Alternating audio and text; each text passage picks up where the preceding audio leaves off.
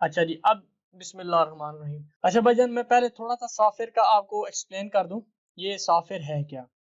जो book shops हैं, इनके ऊपर सॉफ्टवेयर वही वाला यूज़ होता है, जो एक नॉर्मल किसी भी स्टोर के ऊपर, मार्ट के ऊपर चल रहा होता है।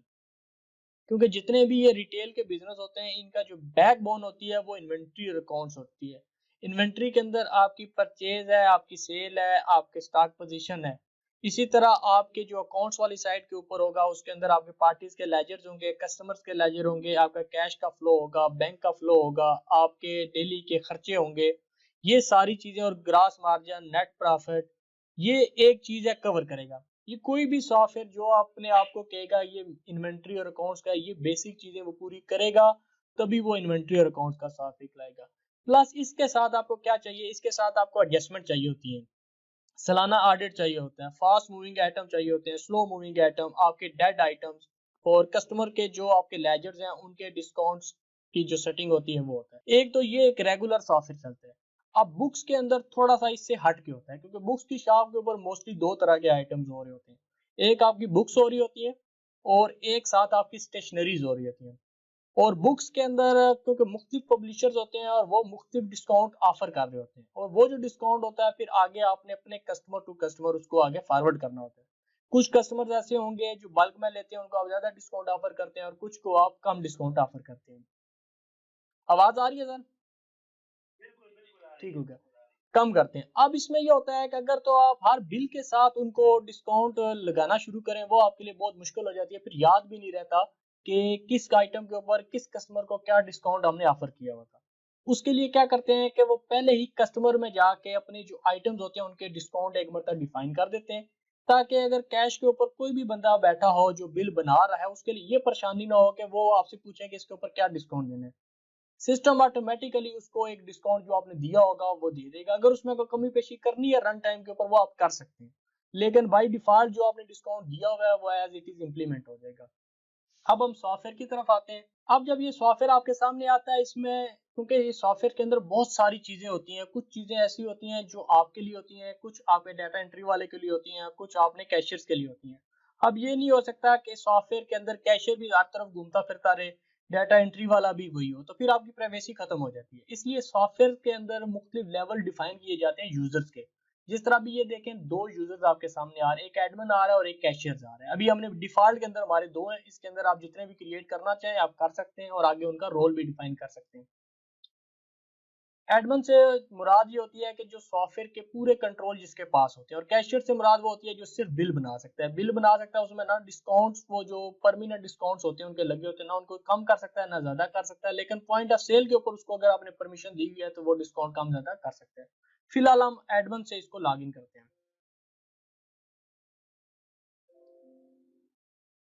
इसके अंदर जो पूरा सॉफ्टवेयर है वो यहाँ पे होगा। अगर कई बंदों के ज़हन में ये होता है कि यार मेरी बुक की शॉप है तो इसका सॉफ्टवेयर टोटली डिफरेंट होगा, और मेरा मार्ट है तो उसका डिफरेंट होगा, और अगर मेरा कोई आप समझ लें कि सेंट्री की शॉप है या हार्डवेयर की शॉप है तो वो मुख्तलिफ होगा। लेकिन जितने भी बिजनेस है ना, ये सिर्फ उसको कस्टमर को कन्विंस करने के लिए ये कहना पड़ता है कि यार ये सॉफ्टवेयर हो रहा है वो हो रहा है। अदरवाइज जो टेक्निकली बात होती है कि जितने भी सॉफ्टवेयर हैं सारे इन्वेंटरी और अकाउंट्स के ऊपर चल रहे होते हैं। इसके अंदर जो चेंजेस होती हैं वो बिजनेस टू बिजनेस उसमें थोड़ी सी वर्किंग में फर्क होता है। जिस तरह अभी बुक्स हैं, इनके ऊपर कस्टमर वाइज प्राइजेस सेट की जाती हैं, यानी डिस्काउंट जो होते हैं वो कस्टमर वाइज किए जाते हैं। इसी तरह आपके पब्लिशर्स आ जाते हैं, ऑथर्स आ जाते हैं, ये चीजें आपकी एक्स्ट्रा आ जाती हैं। कस्टमर्स की जो लिमिट्स होती हैं कि किस कस्टमर का कितना बैलेंस जा सकता है, कितना नहीं जा सकता, ये आपकी चीजें होती है। बाकी आपको नजर ऐसे ही आएगा कि जैसे कि रेगुलर सॉफ्टवेयर चल रहा है। अच्छा, इस सॉफ्टवेयर के अंदर क्या क्या चीजें आपको मिलेंगी वो सारी यहाँ पे मेन्यू के अंदर मौजूद है। ये वो चीजें हैं जो एक डिफॉल्ट हम किसी कस्टमर को प्रोवाइड करते हैं, लेकिन इसके अलावा भी सॉफ्टवेयर के अंदर फीचर्स होते हैं जो ऑन डिमांड अगर कोई कस्टमर की इनिशियल डिस्कशन के अंदर हमें बताता है कि ये हो, तो हम वो भी चीजें इनको ऐड करके दे देते हैं। बाकी बाय डिफॉल्ट हमारे पास ये जो चीजें आ रही होती हैं हम कस्टमर को प्रोवाइड करते हैं। इसमें जो पहला वाला मेन्यू है इनिशियल सिस्टम सेटअप, इसके अंदर सारी की सारी क्रिएशन है।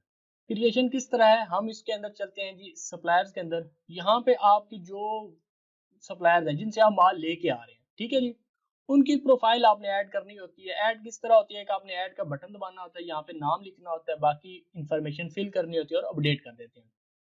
ठीक हो गया जी। ये पहले नंबर के ऊपर तो आपके वेंडर क्रिएट हो जाएंगे। दूसरे नंबर के ऊपर आपकी आगे जी कैटेगरीज। यहाँ पे आप देखें ये आपके पास कैटेगरीज है। अब ये आपके ऊपर डिपेंड करता है कि आपने अपनी कैटेगरीज को किस तरह डिफाइन करना है।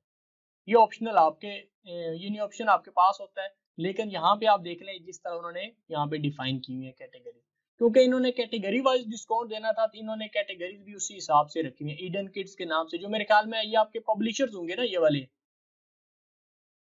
ब्रेवो किड्स हो गया, एशियन किड्स हो गया, ये वो हैं जो ये पब्लिशर्स हैं। ठीक है, हाँ जी। इसके बाद इसके अंदर और भी ऑप्शन मौजूद होते हैं, जिस तरह सब कैटेगरी का ऑप्शन इसके अंदर मौजूद है। ठीक है जी, यहाँ पे ये देखें ये आपके पास इन्होंने क्या किया हुआ है, पीजी नर्सरी, यहाँ पे इन्होंने क्लासेस रखी हुई हैं। अच्छा, ये क्लासेस इन्होंने क्यों रखी हुई हैं यहाँ पे, उसकी रीजन ये होती है कि आपके पास मुख्तलिफ स्कूल्स होते हैं। जो स्कूल्स होते हैं उनके हर स्कूल का अपना एक क्लास का वो बैच होता है। तो अगर कोई स्कूल आता है, सपोज करें एक्स वाई जी स्कूल आता है, कहता है जी कि हम फलां स्कूल में हमारे बच्चे पढ़ रहे हैं, उसका पूरा सिलेबस दे दें, तो आप क्या करेंगे, उस स्कूल को सिलेक्ट करेंगे और उसके जितनी भी सिलेबस होगा, चाहे उसकी कापियां होंगी, चाहे उसकी बुक्स होंगी, ये सारी चीजें आप प्रिंट कर सकते हैं। इसलिए सब कैटेगरीज के अंदर वो क्लासेस यहाँ पे डिफाइन कर लेते हैं। इसके बाद आगे आपके पास ब्रांड्स आ जाते हैं, वो भी आप डालना चाहें डाल सकते हैं, लेकिन इन्होंने फिलहाल नहीं ऐड किए हुए। और बाकी यहाँ पे आपके पास ऑप्शंस आथर का भी है, अगर आथर भी आप ऐड करना चाहते हैं वो भी कर सकते हैं, पब्लिशर ऐड करना चाहते हैं सेपरेट तो वो भी आप ऐड कर सकते हैं। इसके बाद आपकी बारी आ जाती है सेल्समैन की। सेल्समैन वो हैं जो लड़के आपका डील कर रहे हैं। अगर आप ये चाहते हैं कि जो लड़का हमारा कस्टमर डील कर रहा है इसको हमने कोई कमीशन देना है, या इवन कि हमें सिर्फ ये चेक करना हो कि एंड ऑफ द डे किस सेल्समैन ने किन किन कस्टमर को डील किया, क्या उसकी परफॉर्मेंस है, तो वो यहाँ से आप अपने सेल्समैन डिफाइन करके और यहाँ पे उनका कमीशन ऐड करके इस जगह के ऊपर तो आप ये चीज यूटिलाइज कर सकते हैं।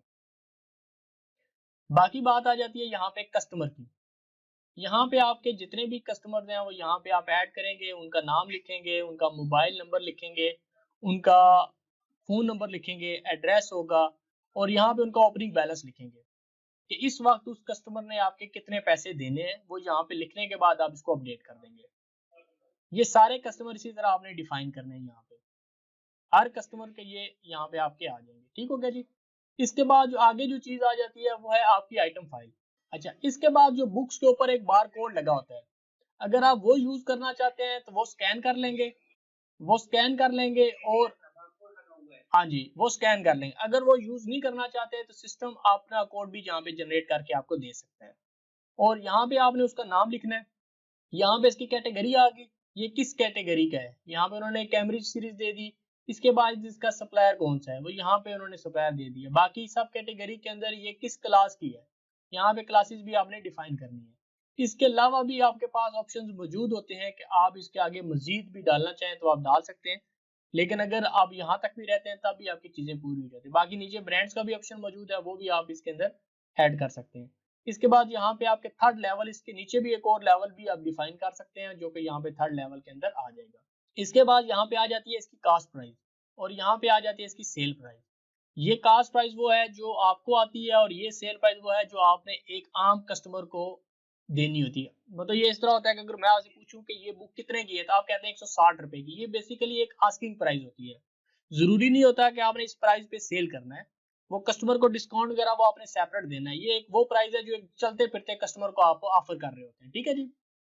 बाकी इसके अंदर ऑप्शन ये होता है, क्योंकि बुक्स का काम होता है तो आप एक खास लेवल मेंटेन करते हैं शॉप्स के अंदर। आप ये कहते हैं कि ये जो ही हमारे पास 50 या 50 से कम बुक्स हों तो ये हमें सिस्टम इन्फॉर्म कर देगी ये चीज खत्म होने वाली है, ताकि ये ना हो कि कस्टमर आपके पास आए और फिर आपको पता चले कि ये चीज खत्म हो गई। ठीक है। और मैक्सिमम लेवल भी यहाँ पे आप डिफाइन कर सकते हैं अगर सिस्टम के थ्रू आप परचेज ऑर्डर बना रहे हैं। यानी कि अगर आपके पास जरका पब्लिशर वाले आते हैं, कहते हैं जी हमारा कोई ऑर्डर है, तो अगर आप इसको सिलेक्ट करेंगे जरका पब्लिशर वाले को तो वो सिस्टम ऑटोमेटिकली ऑर्डर जनरेट कर देगा इन दो फील्ड्स की बेस के ऊपर, यहाँ पे और यहाँ पे। ठीक हो गया जी। मिनिमम और मैक्सिमम को देख के वो खुद जनरेट कर देगा कि ये इसका ऑर्डर बनता है। बाकी इसके अंदर अगर आप देखें तो डिस्काउंट भी है यहाँ पे इस आइटम का, लेकिन क्योंकि बुक्स के अंदर आप आइटम के साथ डिस्काउंट स्टेपल नहीं करते, आप कस्टमर के साथ करते हैं, इसलिए ये वाली फील्ड आपने जीरो छोड़नी होती है और यहाँ से आप अपडेट कर देते हैं। ठीक है सर। अब दूसरी जो मेन चीज है वो ये चीज है कि आप प्राइसेस जो इनकी डिफाइन करते हैं कस्टमर वाइज वो कैसे करते हैं। उसके लिए यहाँ पे आपको ऑप्शन मिलता है कस्टमर प्राइसेस।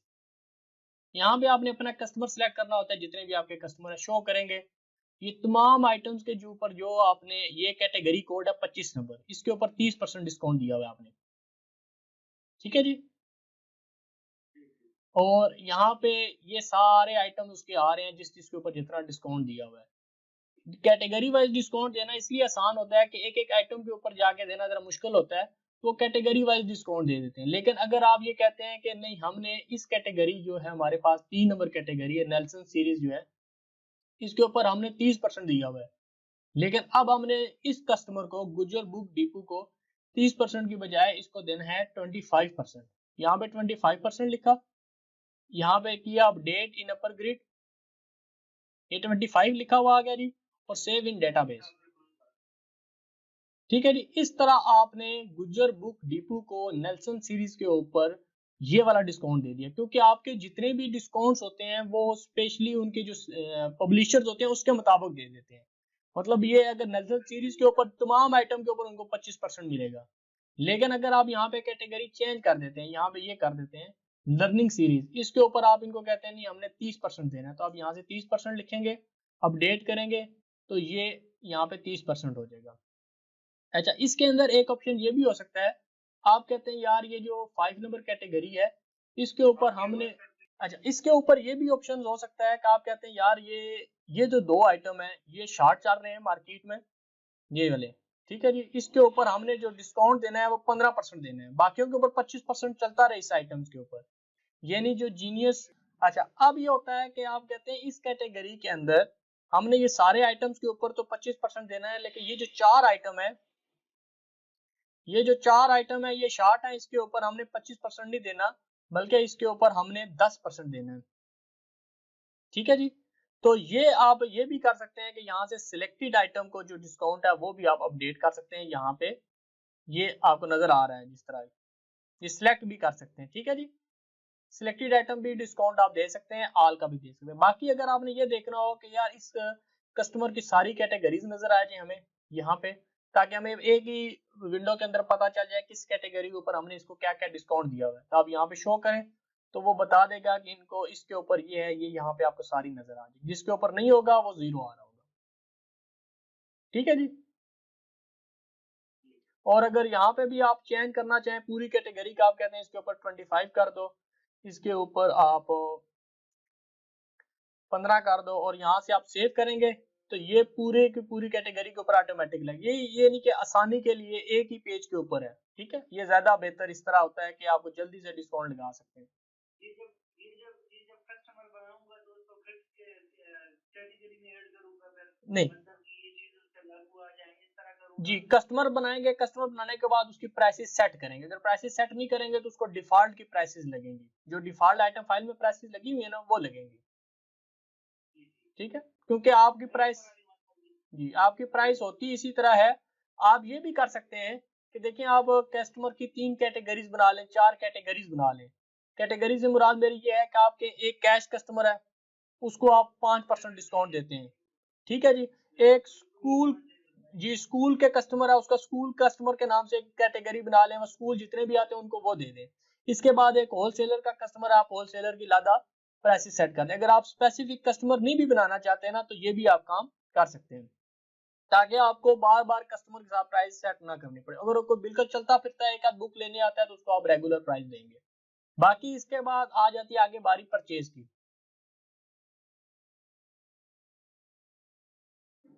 अब परचेज के अंदर आप जब ऐड करते हैं आपको एक इनवाइस नंबर देना पड़ता है जिससे आपने इनवाइस परचेज किया। बाकी इसके अंदर काफी सारी इन्फॉर्मेशन है, लेकिन हम आ जाते हैं जी जवेद पब्लिशर के ऊपर। इसके बाद यहाँ पे उसके आइटम्स आ जाएंगे, एंटर प्रेस करेंगे, ये उसके आइटम्स की लिस्ट आ जाएगी। ठीक है जी। सिस्टम आपको ये बता देगा कि लास्ट टाइम आपने ये कितने की ली थी, क्या रेट लगा था, ये सारी इन्फॉर्मेशन आपको यहाँ पे सिस्टम बता देगा। इसके बाद जितने आपने पीस लिए बुक्स के वो यहाँ पे आप लिखते जाएंगे, एंटर प्रेस करते जाएंगे। उसने कहा मजीद आइटम करने हैं तो आपने यस करेंगे, अगर नहीं करने तो नो करेंगे, और यहाँ से इनवाइस आप पोस्ट कर देंगे। और अगर आप ये चाहते हैं कि आपका अपना बार कोड बुक्स के ऊपर लगाना है तो फिर आप यहाँ से बार कोड में जाएंगे, तो यहाँ पे आपकी सेटिंग मुख्तलिफ हो जाएगी। ये मैं सिर्फ आपको डमी दिखा रहा हूँ। यहाँ पे ये इस तरह के आपके बार कोड निकल आएंगे। इसमें मुख्तलिफ डिजाइन हैं, जरूरी नहीं है कि आपने इसी को फॉलो करना है। अगर ये वाला करना है तो ये वाला भी आपके पास हो जाएगा। ठीक है जी, ये इस तरह का आपका बार कोड उसके ऊपर लगाना चाहे लगा सकते हैं, वैसे अदरवाइज बुक्स के ऊपर आपको जरूरत नहीं है। बाकी इस इनवाइस को अगर आप लगाना चाहे तो हमारे पास तो प्रिंटर होता है। जी जी, प्रिंटर है तो आप लगा सकते हैं। जी लगा सकते हैं। बाकी यहाँ से आप प्रिंट करेंगे, इसकी इनवाइस को प्रिंट कर सकते हैं। यहाँ पे इनवाइस प्रिंट हो जाएगी आपके पास। और अगर आप ये चाहते हैं कि इधर से इसको पे करना है, पेमेंट करनी है, ठीक है जी। और अगर कुछ लोग ये होते हैं कि वो रिसिप्ट वोचर जनरेट करते हैं ताकि वो सप्लायर को दे दें, यहाँ से काट के कस्टमर के पास रिसीविंग चले, सप्लायर के पास रिसीविंग चली जाए, पेमेंट उन्होंने बाद में कर देनी है। तो इस तरह आप रिसीविंग भी दे सकते हैं। और अगर आपने पे करना है तो यहाँ से पे भी आप कर सकते हैं। 2400 रुपए इसके आपने देने हैं पब्लिशर के, और आपने 2000 उनको पे कर दिया। यहाँ पे आपने लिख दिया जी कैश पेमेंट, या जो भी आपने यूज कर रहे हैं, बैंक कैश जो भी आप कर सकते हैं।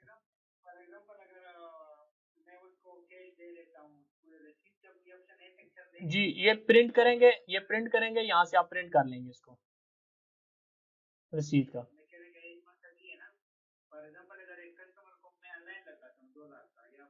नहीं, सप्लायर को आप पेमेंट लगाते हैं ना। जी जी बिल्कुल है ना, बिल्कुल है। देखें ये आपके पास आ गया ना, ये सारी डिटेल आ गई। इसकी पिक्चर रहें, उसको सेंड करें। अगर आप पीडीएफ भेजना चाहते हैं तो यहाँ से आप पीडीएफ करें, इसको कन्वर्ट, ये आपकी पीडीएफ होगी। और ये पीडीएफ उसको आप व्हाट्सएप के जरिए सेंड कर दें, ये पीडीएफ होगी जिसमें सप्लायर का नाम भी आ जाएगा, वोचर भी आ जाएगा, उसकी सारी और अमाउंट भी आ जाएगी। ठीक है जी, ओके हो गया सर। अच्छा, जिस तरह परचेज होती है ना इस, जी बोलिएगा। अच्छा, जिस तरह परचेज होती है इसी तरह परचेज रिटर्न भी होती है। आप सप्लायर से सामान लेके भी आते हैं और सप्लायर को सामान वापस भी कर देते हैं, कोई चीज आपकी बिक नहीं रही है, कोई भी मसला होता है। ठीक है, तो ये स्टॉक क्रेडिट नोट है, सेम काम करेगा लेकिन ये उल्टा करेगा। ये स्टॉक से सामान को निकाल देगा और वो जो है स्टॉक में सामान इन कर देगा। ठीक है जी, ये मतलब वही काम करेगा। बाकी इसके अंदर दो वोचर और हैं एडजस्टमेंट की। एडजस्टमेंट ये होती है कि आपने सालाना ऑडिट किया या आपने 6 महीने बाद देखा यार ये तो फिजिकली सामान कुछ और पड़ा हुआ है, सिस्टम के अंदर कुछ और पड़ा हुआ है, तो आप उसकी एडजस्टमेंट करके तो स्टॉक बराबर करने के लिए दो वोचर यूज करते हैं। ठीक है, ये डेबिट और क्रेडिट। ये बाकी इसके बाद आ जाते हैं परचेज ऑर्डर का। परचेज ऑर्डर अब ये है कि आप कहते हैं जी जुवेद पब्लिशर है, इसका जो परचेज ऑर्डर है वो ऑटोमेटिक जनरेट हो जाए। यहाँ से आपने पब्लिशर सेलेक्ट किया, इसमें मुख्तलिफ ऑप्शंस आपके पास मौजूद हैं। मुख्तलिफ ये है कि आप कहते हैं जो लास्ट 30 डेज के अंदर सेल हुई है उसका ऑर्डर उसके बराबर ऑर्डर जनरेट कर दें, या आप कहते हैं नहीं जो हमारा ऑर्डर जनरेट करें वो रीऑर्डर लेवल से जो हमने आइटम फाइल में डिफाइन किया हुआ है उसके मुताबिक जनरेट करें। तो ये आप दोनों ऑप्शन इसके अंदर यूज कर सकते हैं परचेज ऑर्डर के अंदर। ठीक हो गया।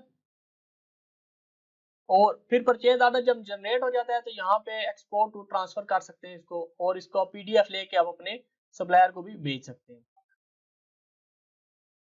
बाकी फिर बारी आ जाती है आपकी पॉइंट ऑफ सेल की। ये वो मेन है जहाँ पे आपने बिलिंग करनी होती है कस्टमर की। यहाँ पे भी मल्टीपल कैशियर्स आपके लॉगिन हो सकते हैं, उनके नाम के साथ आप एंट्री बना सकते हैं। आपके काम है क्योंकि कस्टमर का जो है वो बड़ा इंपॉर्टेंट होता है, इसलिए आपने बिल बनाने से पहले एक सिस्टम को ये बताना होता है कि इसको प्राइसेस क्या लगनी है। आपने यहाँ से कंट्रोल जे करना होता है और यहाँ पे आपने कहा जी मिसाल के तौर पर कस्टमर है गुज्जर बुक डिपो, ये मैं आपके सामने ऐड कर रहा हूँ। ठीक है जी, अब यहाँ पे आपका ये आ गया, इसको आपने डिस्काउंट लगाया हुआ है, ये जी किड्स बुक्स, ये आ गया। आप जो ही एंटर प्रेस करेंगे तो वो कहेगा जी कितने बुक्स देनी है, आपने कहा 20 बुक्स देनी है, ऑटोमेटिकली 25% डिस्काउंट इसको लगा हुआ है। अगर इस स्टेज के ऊपर आप ये चाहते हैं यार ये 25% उसका ज्यादा लग गया था, हमें पता नहीं चला, हम इसको चेंज करना चाहते हैं, तो आप यहाँ से आप चेंज भी कर सकते हैं। ठीक हो गया सर?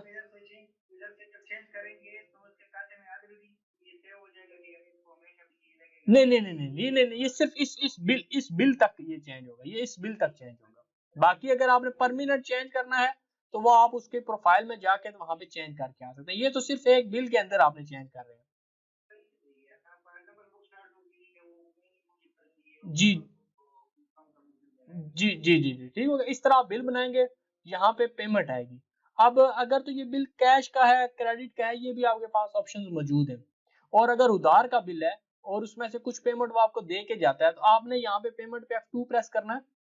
जितनी वो आपको पेमेंट दे के जा रहे हैं आपने उतनी लिख देनी है, और बाकी जो पेमेंट रह जाएगी वो उनके खाते में चली जाएगी। कितनी? 1491 रुपए। अभी स्क्रीन नजर आ गया। अच्छा, ये आपका बिल बन गया, ठीक हो गया जी। आप बिल का मैं दोबारा कर देता हूँ। ये देखिए, यहाँ पे आपने सबसे पहले तो आपने सब जी सबसे पहले तो आपने कस्टमर सेलेक्ट करना है जिसका आप बिल बनाना चाह रहे हैं, ताकि सिस्टम प्राइसेस उसी के मुताबिक सेट करे, ठीक हो गया। ये आपने कस्टमर अपना सिलेक्ट कर लिया, बाई नेम भी कर सकते हैं, फोन नंबर भी कर सकते हैं, एड्रेस भी कर सकते हैं। यहाँ पे जब आप सिलेक्ट करेंगे सिस्टम ये बता देगा इनका प्रीवियस बैलेंस कितना है। इसके बाद यहाँ पे आपने वो आइटम सिलेक्ट करने हैं, जो बुक सिलेक्ट करनी है जो आप उनको सेल कर रहे हैं, ठीक हो गया जी।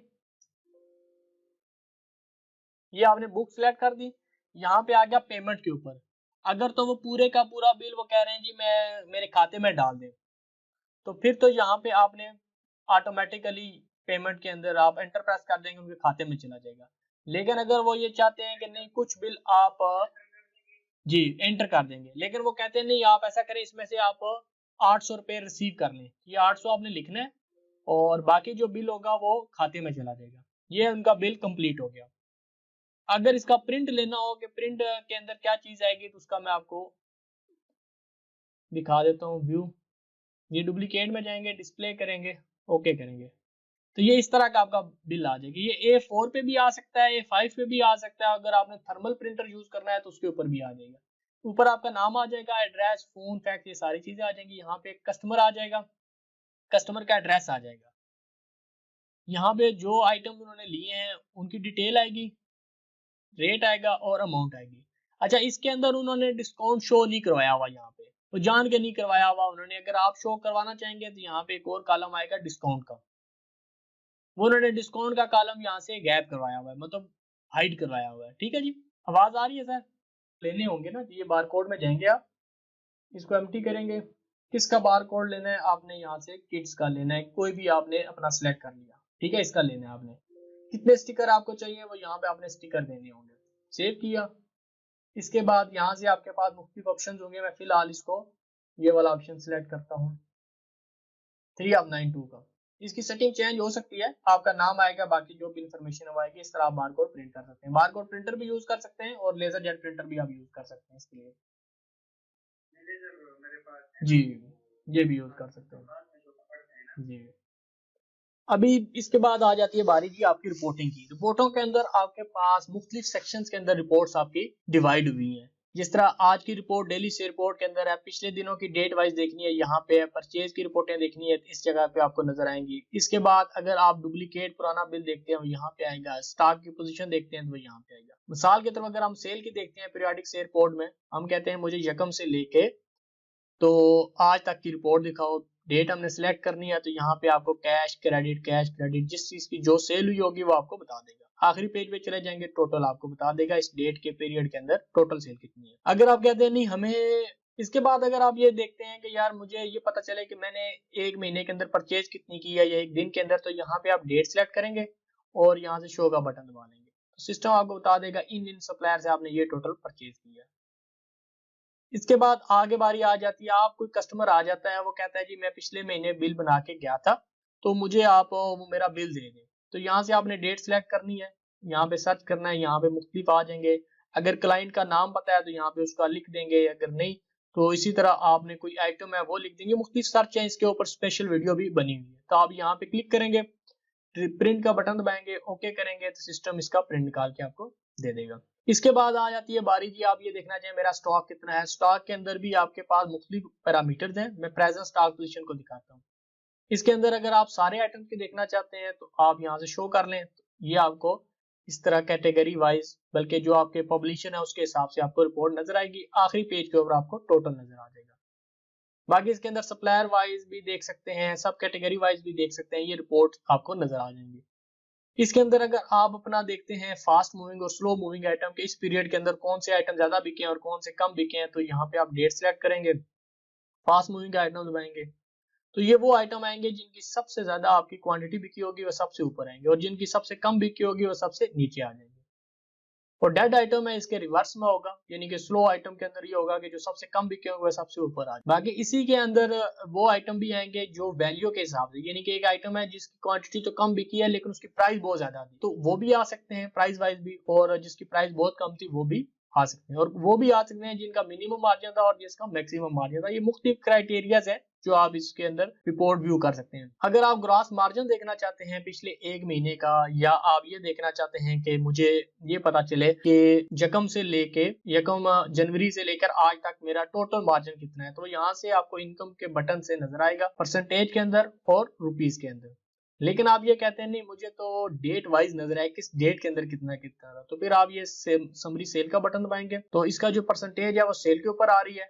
और अगर आप चाहते हैं नहीं मुझे परसेंटेज कास्ट के ऊपर नजर आए तो फिर ये समरी कास्ट का बटन दबा लेंगे, तो ये आपको इस तरह आपका मार्जिन नजर आएगा। इसमें नंबर ऑफ कस्टमर कितने हैं, डेज कौन सा था, क्वांटिटी कितनी बिकी, sale amount, cost, margin rupees के अंदर और परसेंटेज के अंदर। इसके अंदर भी मुख्तलिफ क्राइटेरियाज मौजूद हैं, बाकी बटन आप देख सकते हैं, कैटेगरी, सब कैटेगरी, सप्लायर, ब्रांड, ये सारी चीजें आपके लिए काम की हैं। इसके अंदर अगर आप ये देखना चाहें कि मेरा इस महीने एक्सपेंस कितने हुए, तो यहाँ से एक्सपेंस रिपोर्ट में जाएंगे, डेट देंगे तो शो का बटन दबाएंगे, सिस्टम आपको बताएगा कि होम एक्सपेंस कितना हुआ है, ज़ायद होम एक्सपेंस कितना हुआ है, तो ये उनकी डिटेल आ जाएगी। लेकिन अगर आप स्पेसिफिक रहते हैं, आप कहते हैं नहीं मुझे सिर्फ और सिर्फ ये वाला एक्सपेंस बताओ टी का कि इस महीने में कितना हुआ या पिछले महीने में कितना हुआ है, तो कोड का बटन दबाएं, ओके करें, तो सिस्टम सिर्फ और सिर्फ इस एक एक्सपेंस को बताएगा कि ये कितना आपका हुआ है। बाकी इसके अंदर ग्रुप वाइज भी एक्सपेंस है और बाकी चीजें आप इसमें देख सकते हैं। इसके अंदर कुछ रिपोर्टें ऐसी होती हैं जो आम रूटीन में तो लोग कम ही देखते हैं लेकिन होती वो बहुत इंपॉर्टेंट है। उसमें ये होता है कि अगर आप ये देखना चाहें कि आपके कौन से आइटम है जो जिनकी कास्ट प्राइस 0 है, इसके ऊपर भी मैंने एक डेडिकेटेड वीडियो अपलोड की हुई है, क्योंकि ये क्रिटिकल रिपोर्ट्स होती हैं अक्सर ऑनर्स की नजर से ये ओझल होती हैं। लेकिन ये अगर के आपके बिजनेस के अंदर कोई गड़बड़ हो रही है, कुछ हो रहा है और आप काउंटर पे नहीं बैठे हुए, या इवन कि अगर आप बैठे भी हैं और आपका सॉफ्टवेयर के ऊपर उस तरह ग्रिप नहीं है जिस तरह होनी चाहिए, तो फिर ये आपके कैशियर या ऑपरेटर आपको समझ लें कि यूज कर सकते हैं। उसके लिए आप ये देखें कास्ट प्राइस इक्वल टू 0, कौन से आइटम ऐसे हैं जिनकी कास्ट प्राइस 0 है, कौन से आइटम ऐसे हैं जिनकी सेल प्राइस 0 है, कौन से ऐसे आइटम हैं जिनकी कास्ट प्राइस उनकी सेल प्राइस से 0 है। तो यहाँ पे आपको ये लिस्ट आ जाए, क्योंकि इनके डाटा के अंदर ऐसा कोई मसला नहीं है, आम जो यूजर्स होते हैं उनका ये गड़बड़ हुई हो तो ये आपको नजर आ जाएगा। इसके बाद अगर आप ये देखना चाहें कौन से आइटम ऐसे हैं जिनका स्टॉक 0 है, तो यहाँ से आपको स्टॉक 0 वाले नजर आएंगे। और ये देखना चाहें कौन से आइटम है जिनका स्टॉक 0 से भी कम है, यानी माइनस के अंदर, यानी आपने परचेज तो किया है, सिस्टम के अंदर नहीं परचेज डाली लेकिन आपने फिजिकली परचेज किया है और आपने उसको सेल कर रहे हैं और वो स्टॉक आपका माइनस के अंदर चला गया, तो ये वो आइटम है। तो मतलब ये ऐसी रिपोर्टें हैं जो अगर आप देखेंगे तो उसमें से आपको पता चल जाएगा कि कोई गड़बड़ तो नहीं हो रही सिस्टम के अंदर। बाकी इसके अंदर अगर आपने प्रिंट करनी हो अपनी सप्लायर के लिए कैटेगरी, सब कैटेगरी, कस्टमर, तो ये यहाँ पे आप क्लिक करते जाएंगे। मिसाल की तरफ कैटेगरी है तो आप यहाँ से कैटेगरीज प्रिंट कर सकते हैं, कस्टमर है तो कस्टमर यहाँ से प्रिंट कर सकते हैं आप। तो ये मुख्तलिफ रिपोर्टें आप यहाँ से प्रिंट कर सकते हैं। इसके अंदर एक और चीज भी है, वो ये होता है कि अगर आप ये चाहते हैं कि मुझे किसी स्पेसिफिक डेट के अंदर मेरे स्टॉक की क्या वैल्यू थी वो अगर आपने देखनी हो तो उसको आप कैसे देख सकते, उसके लिए आपने यहाँ पे डेट देनी है। आपने हम ये चाहते हैं 31 दिसंबर 2022 को हमारे स्टॉक की क्या वैल्यू थी वो हमें पता चले, तो यहाँ से आपने डेट देनी है, PSP का बटन दबा के डेट देनी है और यहाँ पे आपने मोर पे आ जाना है। मोर के अंदर आप आएंगे तो ये आपको बटन नजर आएगा डेली इन्वेंट्री शेयर रिपोर्ट डाइजर, इसको बोलते हैं डेली इन्वेंट्री शेयर रिपोर्ट। इसके ऊपर आपने क्लिक करना है और क्योंकि ये रिपोर्ट स्पेसिफिक क्राइटेरियाज के अंदर है तो आपको ये सिस्टम ये बताएगा कि उस डेट के ऊपर आपका स्टॉक कितना पड़ा हुआ था, हर आइटम का उस डेट के ऊपर क्या है। अगर तो प्रेजेंट स्टॉक पोजीशन देखते हैं वो तो ये बताएगा कि अभी आपका स्टॉक कितना पड़ा इस स्टेज के ऊपर, लेकिन अगर आपने किसी खास पीरियड के अंदर देखना है कि उस डेट के ऊपर क्या स्टॉक पड़ा था तो फिर आपने ये रिपोर्ट यूज करनी है। बाकी इसके अंदर डेमो के अंदर बेसिकली ये होता है कि आपको वो चीजें बताई जाती हैं कि ये इसके अंदर क्या क्या फीचर्स मौजूद हैं जो एक रेगुलर होते हैं। इसके अलावा भी अगर आपकी रिक्वायरमेंट्स होती हैं तो हम ये कहते हैं कि आप जब हमारी डिस्कशन हो रही है तो आप उसके अंदर जरूर उनको शेयर करें, क्योंकि सॉफ्टवेयर के अंदर बहुत से फीचर या मॉड्यूल ऐसे होते हैं जो एक रेगुलर कस्टमर की रिक्वायरमेंट्स नहीं होती, जिसकी हम उनको डेमो के अंदर नहीं दिखाते। लेकिन अगर कोई कस्टमर डिमांड करता है तो हम उनको उस वक्त इसके साथ इंस्टॉलेशन के साथ इंटीग्रेट करके दे सकते हैं। लेकिन अगर आपने इनिशियल डिस्कशन के अंदर नहीं डिस्कस किया और बाद में आप उनको करवाते हैं, तो फिर उसके लिए फिर ये परेशानी बनती है, क्योंकि जो प्राइस कोट की जाती है वो आपकी डिस्कशन के ऊपर, आपके रिक्वायरमेंट्स के ऊपर की जाती है। अगर आपकी रिक्वायरमेंट्स बढ़ जाती हैं तो प्राइस बढ़ जाती है, रिक्वायरमेंट्स कम होती है तो प्राइस कम हो जाती है। तो इसलिए ये मेक श्योर कीजिएगा कि जो आपकी रिक्वायरमेंट्स हैं वो आपने बतानी है, उसके मुताबिक हम आपको प्राइस कोट कर सकें। उम्मीद है दोस्तों कि मेरी ये आपको वीडियो पसंद आई होगी। कमेंट्स के अंदर ज़रूर इसका इज़हार कीजिएगा। अल्लाह आपका आमीन नासिर हो। अल्लाह हाफिज़।